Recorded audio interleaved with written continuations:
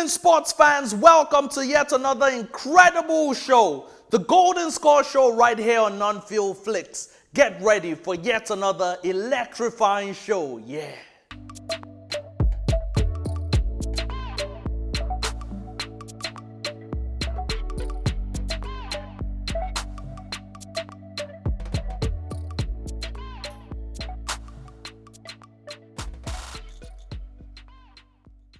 Welcome back to the Golden Score Show right here on Non-Field Flicks. Remember to smash that like button and the subscribe button. And remember to tell a friend to watch the show right now. It's going to be a hot show. Now, these are the stories making headlines this hour. Arsenal get bragging rights in North London derby. United pass Hammers test. Leicester thrash Sheffield United. New Orleans Saints quarterback Drew Brees retires. Virat Kohli and Ishan Kishan shine in second T20. Starting with that exciting, pulsating North London derby, Arsenal get bragging rights in North London. Arsenal came from behind to secure a fully deserved North London derby win and inflict damage on Tottenham's hopes of a place in the Premier League's top four. The Gunners fell behind to a piece of genius from Eric Lamela when he curved a magnificent Rabona finish beyond Arsenal keeper Leno in the 33rd minute. The Gunners were then level on the stroke of halftime when Martin Odegaard's effort was deflected out of the reach of Spurs keeper Hugo Lloris. Alexander Lacazette then scored the winner from the penalty spot. Staying in the English Premier League, United pass Hammers test. Manchester United edged past West Ham thanks to Craig Dawson's own goal to further strengthen their Premier League top four hopes. Hammers defender Dawson headed Bruno Fernandes in swinging corner into his own net in the 53rd minute. The hosts returned to second, 9 points clear of West Ham in fifth. Moving on to another exciting English Premier League encounter, Leicester thrash Sheffield United. Kelechi Iheanacho scored a superb hat-trick as Leicester City maintained their push for a top four finish with a commanding Premier League victory over Sheffield United.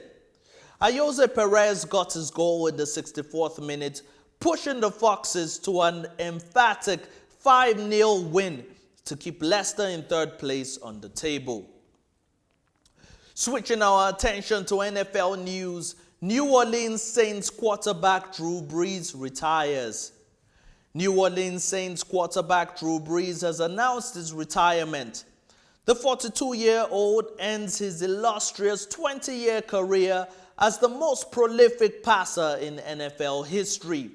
He led the Saints to their only Super Bowl victory after the 2009 season when they beat Indianapolis Colts to win the title. I am only retiring from playing football. I am not retiring from New Orleans. This is not goodbye, rather a new beginning, he was quoted as saying. Moving on to cricket news, Virat Kohli and Ishan Kishan shine in second T20. England suffered a chastening 7-wicket defeat by a resurgent India in the second T20 after overpowering the hosts in the series opener. England put in a timid performance on a slow pitch by hitting a 6 to win the match. Kohli became the first batsman to reach 3,000 T20 international runs. So that wraps up the news this hour. When we come back, we're back with our in-house analyst, Emmy Akura, to talk about some exciting things happening in the world of football and in the world of boxing and much more. Stay tuned.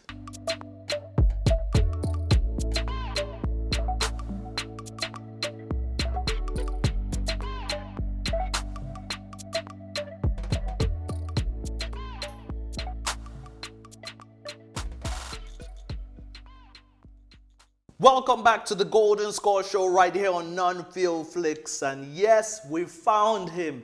Emmanuel Akura is on the show today, looking like a handsome gentleman in the suit, copying me, you see. He's copying me. How are you, Emmanuel? I'm good. How are you doing, Adelani? All right, but are you going to deny it to the public that you copying me today with the suit? I don't know what you're talking about. I don't know what you mean by that. Anyway, let's get into the exciting topics happening in the world of sports. The first thing is that man, Cristiano Ronaldo.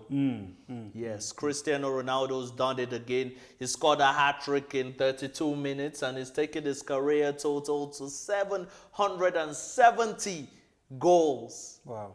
3 more than Pele. And Pele actually congratulated him over the weekend. Is Ronaldo the best of all time? I mean, these. I try as much as I can to stay away from this debate because a lot of people, talking about Messi and Ronaldo. I mean, these guys have done fantastic things when it comes to the world of soccer. They've been there competing against each other for the past 15 years or so. We have the likes of the late Maradona, Pele. These are guys that everybody, this debate often comes up when people are talking about who is the greatest, who is the player that everyone is looking up to. And people are giving their stats. Maradona won the World Cup with Argentina, single-handedly won the World Cup. Pele did the same thing with Brazil, and these guys, unfortunately for them, they were unable to, they're yet to do that because they're still playing. So you look at it and you see the whole debate. It will be very difficult for you to say if Ronaldo is the greatest because he scored the highest goals. That is very difficult. He has won 5 Champions Leagues, more than most of these players. But when it comes to the World Cup, to me, I feel that is where we know the best. So at the World Cup. And the World Cup.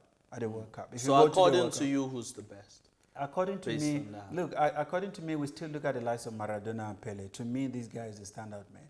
So Maradona and Pele are the greatest for you? For me, and look, I am not closing the debate. I'm not saying my views are final. No, other people have their own opinion. They have their stats. They have the criteria in which they're using to judge these players. But when it comes to, these guys have done fantastic. Ronaldo being on top of the game for the past 15 years, man. He's still doing it at the age of 35, going to 36. So you look at them, they are doing great things. But I'm saying, when it comes to the world best, the world greatest, we should be looking at the guys that did a lot of things on that world stage. And what is the world stage? The World Cup is where the entire world comes together to participate and see who is the best. And we saw that in Pele and Maradona. Okay, I'm going to read you a quote by Fabio Paracci. To our Italian viewers out there, please forgive me for butchering that name. He says, Portugal forward Cristiano Ronaldo represents the future of Juventus. Yes, he's the Serie A side's director, Juventus's director. He says Ronaldo is the future of Juventus at the age of 36. Yeah, no, but is it accurate? The guy says he's going to play until he is 40, So who knows? Maybe he's still in Juve, still going to win more things with them. And, he can't be wrong. Ronaldo coming to Juve, obviously we attract a lot of quality signings that will come to the club because a lot of players will want to play with him. He is a quality player. He's the best, at what he does now. So one of the best, so when you look at him and you look at that statement, we also need to look at the context in which he used that statement. Is he made that statement? Is he saying it because he feels Juve winning of the Champions League lies on the shoulders of Ronaldo? We don't know that. Is he saying because of Ronaldo, quality players are going to come to the club? We don't know that. Is he saying that a lot of quality and important trophies are going to come to the club because of him? We don't know. So we need to first understand where he's coming from before we can judge his statement. Okay, well, PSG, I'm hearing reports that PSG monitoring Ronaldo's situation at Juventus, but after that comment, I don't think he'll be moving. He can still move. These guys are, they can, any club they go to right now, they will add so much to that club, so much value. Yeah. Now, from one great player to another. Robert Lewandowski scored his 97th goal. That's his 268th goal in about 345 games. And Robert Lewandowski is averaging a goal every 103 minutes, really. And that is just incredible. It is. That's a goal machine. I'm going to be controversial, you know, and say that I don't know. These are my views, but I see, when I see people who are playing in Bundesliga for Bayern Munich, I'm careful to say that they are the best. I'm careful, and these are my reasons. He's playing for a club that has dominated for the past 20 or so years. He's playing for a club that is winning the league year in, year out. He's winning the trophies that are available in Bundesliga. There is no one competing with them.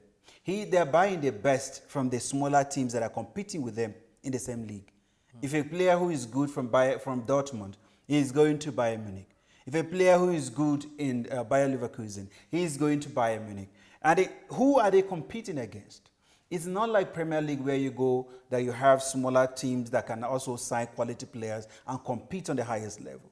We don't see that. We only see Bayern Munich dominating. So when a player is there and doing marvelous things, I am careful to consider that person to be the best because of the league in which they are competing. So Robert Lewandowski, for you, could we say he's top 3 best strikers in Europe at the moment? In the absence of none, the average becomes the best. For me. Woo! And I'm not... Well, repeat that again.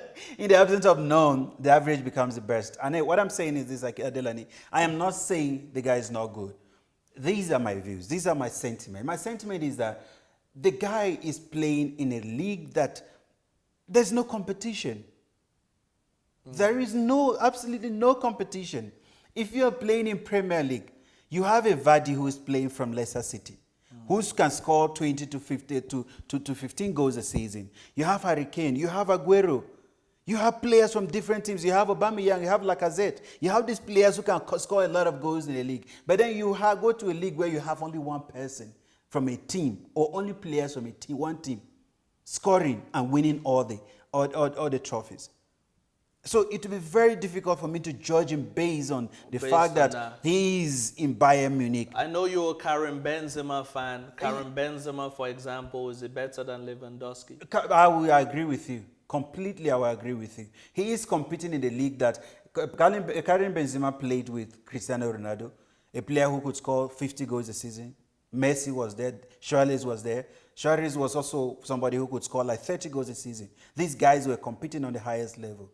You know, so they had that competition where Atletico Madrid was there, Atletico Bilbao was, Sevilla was there, Valencia, you have Barcelona, and then the Real Madrid. You have this team that is competing, and if somebody can be able to carry the responsibility on his shoulders, you have to give it to that person. And not taking anything away from Lewandowski, he is a good player. But I'm just saying, playing for Bayern Munich, to me, that alone give him that advantage. Okay, all right. Now let's move on to another striker that plays for Arsenal Football Club. Captain Pierre-Emerick Aubameyang was dropped from the starting lineup, and that made headlines this weekend. Mikel Arteta came out to say, he explained that it was a disciplinary issue, and we have drawn the line and we move on. He's on the bench. Pressed for more details, Arteta shed a crack of light on his decision. He said, we keep that internal. He said, we have a process that we have to respect. We have a process we have to respect for every game, and that's it. Do you think he handled it properly as a manager? Shouldn't he have said something like it was purely a tactical issue, and we have an important Europa League game coming up, so we wanted Aubameyang to be fresh? If he had said that, I bet you and I, the fans will still be criticizing him for dropping a quality player, right? When it comes to important match as Tottenham versus Arsenal. What I saw is when I listened to that guy, what I saw in him is a young coach who is not afraid of stamping his authority on his team and using a quality player like Aubameyang to set the example before the young ones that are coming up. If Aubameyang can be disciplined, I don't care who you are. You know, if Aubameyang can be disciplined, who is Saka to misbehave? You know, who is the Lacazette and all that? Who are they to misbehave? You should be able to use them to set the example. So to me, I feel he's a coach that knows what he wants. He got a positive result from that game. It was a gamble. If they had lost that game and then he explained what he's explaining now, a lot of Arsenal fans were going to fight him. You know, but it worked in his favor. He took that bold decision. He made that bold decision. The decision worked for him. He dropped a quality player because the guy was misbehaving. And you have to let him know, look, if I can drop him because he did something wrong, you know, then who are you to misbehave that I won't drop you? So to me, I feel that was a very positive message to the young Arsenal team. So moving forward, do you think there's going to be tension between Aubameyang and Arteta? Depends on how he handle it as a coach. If he is a kind of Lampard coach who will refuse to talk to him after that, then it's going to be a problem. But if you look at what Chelsea's present coach did, when he took Hudson-Odoi, he brought him in, he took him out. The guy was angry, but you have to make him understand that, look, you are a young player who is coming up. I'm doing this for your own good. And the guy have to give him his best. So if Aubameyang can look at it that the coach is just trying, he wants the best from me, and he wants me to set a good example before the young ones that are coming up, I don't think they will have issues. Okay, and what did you make out of that North London derby? Was it everything you expected it to be? Yes, the score line was shocking. Shocking in a way that a lot of people, like I said to you, it depends on I told you last week that it was going to depend on the tactics that the two coaches, how they're going to set their teams up. And watching that game, Arsenal wanted to win more than Tottenham. They dominated the game from the beginning. If not because of their hard luck, they were supposed to be like 2 or 3 goals up, you know, in the first half. They hit the bar twice. You know, twice and all. So, you know, look at the... Oh, and Jose Mourinho. Why are we forgetting to talk about Jose Mourinho? Yeah. Now, Jose Mourinho, the football pundit, is incredible. I enjoy listening to his analysis. The way he was. Now, Jose Mourinho, the coach, some people argue that his best years are behind him. Do you agree? No, I don't. I don't agree. Where is Mourinho? Mourinho is in Tottenham. He's coaching Tottenham. Where is Tottenham? I'm not going to use the word obscure league team because they've been there for a while. But the truth of the matter is that it's a team that is not known for spending money to get quality players. It's a team that is comfortable, or should I say they're complacent in a way that they just want to be in the Premier League. So Mourinho's not finished. So the target, it's not finished. The target of Tottenham Hotspur has never been to win the league, has never been to win the Champions League. If they were in the Champions League in the final, it was a terrible mistake on the part of a coach. No, let's be realistic with ourselves. Everyone will say that every team's target is to win trophies. But you know how a team want to win trophies with how much they spend to bring in quality. We saw that with Chelsea. But without spending much, they made it to the Champions League final. Yeah, that is what I'm saying. When Leicester City won the league, was that not a serious surprise to everyone? It was, because that wasn't the target. The coach contract was that make sure you stay in the Premier League. You keep us in the Premier League. He exceeded that expectation. He won the league. So Mourinho... You understand what I'm saying? He's doing just fine. He is doing just fine. You know, when it comes to a coach like Mourinho, a lot of things are expected of him. As a coach, people want him to win the Premier League because that is how he started. At Porto, when he came as a young coach, everybody knew, oh, this guy won the Champions League. He won the Europa. He won Portuguese League. He conquered the Europe. Then he came to England again. He did it double back-to-back with Chelsea. You know, he went to Inter Milan. He did it. He went to Real Madrid. He won it. He came to Manchester United. He won it. You know, so going to a coach with such a rich CV, wherever he is going to, a lot of people are expecting him automatically to start winning trophies. Now understanding the structure of a team. Because going to Tottenham right now, you're looking at a Tottenham team that is organized, but not as organized as a team that will win trophies. Now you need a coach who's coming in, a coach that needs a free hand for him to operate. Has Mourinho been given the free hand to operate yet? No. He has not signed the kind of players I want to sign. Jose Mourinho had some interesting comments to make about the controversial decision to award Alex Lacazette with a penalty. Yeah. Was that a penalty for you? Look, I've said something that we football fanatics, soccer fanatics, we have something to talk about each time there is a controversial decision. It works in our favor because, I mean, the fans of Tottenham Hotspur might not be happy about it, but a lot of us who want to analyze the game and also have a topic to talk about will be happy to say that it was a penalty and it wasn't a penalty. He said it's a pity that referees don't do interviews after every game, because he would have loved for the referee to explain to the media why that was a penalty. So if you were the referee of that game, would you have awarded that penalty?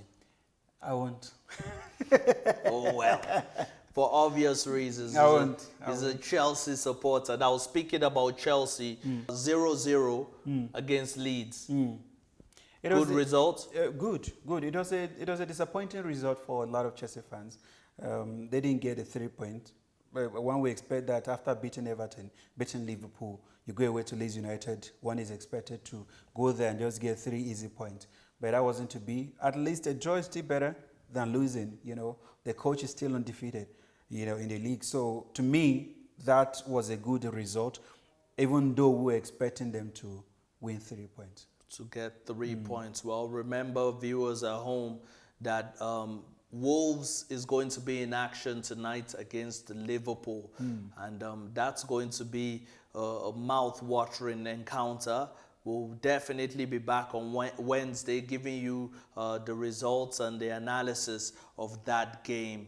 And on this very sad note, we end the show with the news that boxing legend Marvin Hagler, the middleweight champion from 1980 to 1987, has sadly passed away at the age of 66. Oh, wow. Very sad. Very, very sad. You know, he had 62 wins, 3 defeats, 2 draws, and 52 knockouts. What an incredible record that is. Yes, an incredible boxer over the decade, 1976 to 1986. This man was unbeaten for 36 bouts, and he had a draw in that time. And he was named Fighter of the Decade in the 1980s by Boxing Illustrated. May his soul rest in peace. Amen.